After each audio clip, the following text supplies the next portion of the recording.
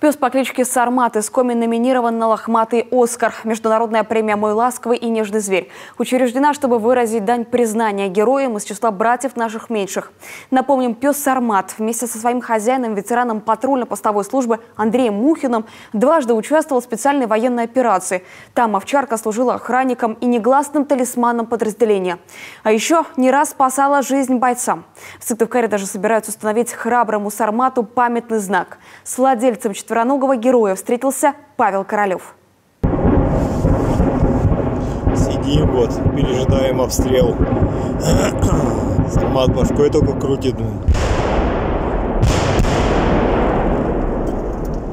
Бьет вражеская артиллерия, снаряды разрываются в нескольких десятках метров, но Сармат невозмутим. Бойцы даже поговаривали, у пса настоящая чуйка на обстрелы. Тот всегда подавал знак, когда снаряд не долетит, а когда лучше поглубже спрятаться в блиндаже. Мы сидим, чай кипятим, смотрим, Сармат в окоп побежал. Мы следом все за ним. То есть вот у нас как-то все уже это было до того, все выработано, мы все за ним, и мина падает. То есть эти польские снаряды, их не слышно. Ее слышно буквально за 2-3 секунды до взрыва. Вот. Все, Сармат побежал, мы за ним. И поэтому у нас на позиции не было ни одного погибшего. А еще благодаря своему острому слуху и нюху он нередко заменял бойцам приборы ночного видения. Поступила информация, что готовится нападение на наши посты. Вот наш биолокатор и просто локатор. Сидит, слушает внимательно лес. И ночью Сармат залаял нам в тыл. Мы открыли огонь и оттуда сразу стали стрелять. То есть к нам близко они не смогли подойти. Он нас предупредил. А у нас же ни тепловизоров, ни ночников же, ничего нету. Вот. Потом, когда выдали нам ночник, метров 10, и все, больше ничего не видно. А нюх собаки и уши – это все. Это и радар, и ночник, и тепловизор, все, что хочешь. Сармат находил даже мины, хотя этому его не обучали. Ну и, конечно же, овчарка была главным психологом подразделения. Как еще можно отдохнуть после тяжелого боя, если не в компании с четвероногим другом? О верном товарище и бойце даже слагали стихи. Как же радует нас, беспечно виляя лохматым хвостом. Спокоен Сармат, значит, ночь проживем. А коли дрожит шерсть на шее Сармата, готов автомат. И готова граната. Но, к сожалению, из второй командировки на Украину Сармат не вернулся. Он не дожил до своего второго дня рождения, буквально 10 дней. Делали блиндаж, все. Вот. Я его отпустил. Он ходил, гулял и чуть-чуть ушел к нам в тыл. А в тылу оказалась растяжка. Откуда она там взялась? Получается, растяжка, проволока. Вот. И вот он ее не заметил, хотя мы по этой дороге ходили.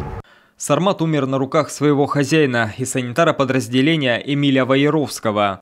Последний сам недавно из госпиталя. По машине, в которой он ехал, ударил танк, и Эмиль чудом остался в живых. Когда, конечно, Сармата принесли, он уже был в плохом состоянии, оценочно, крайне тяжелом. Все равно попытались, конечно, спасти его.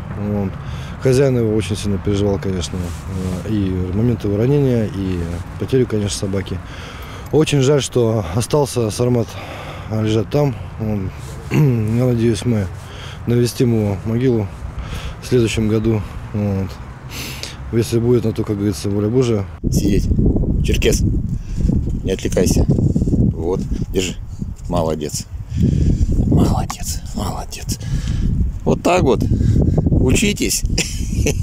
Андрей Мухин, конечно, сильно горевал по Сармату, однако уже следующей весной он намерен вновь отправиться в зону спецоперации, а на передовой без собаки никак. Поэтому взял себе на воспитание пса по кличке Черкес, что в переводе означает «воин». Щенка привез из Крыма, и пока что он привыкает к снегу и суровому северу.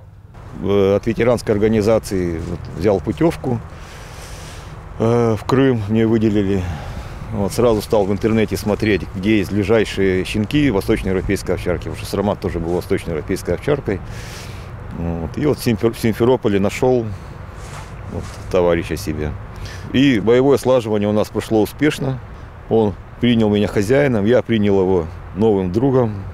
По признанию Андрея, пес очень смышленый, уже знает многие команды. Чтобы последний быстрее привыкал к громким звукам, а на передовой их много, Андрей прикупил петарды. Будет потихоньку приучать четвероногого друга к взрывам. Сейчас черкесу 3 месяца, а значит, у боевых товарищей еще есть время подготовиться к предстоящей поездке на Украину.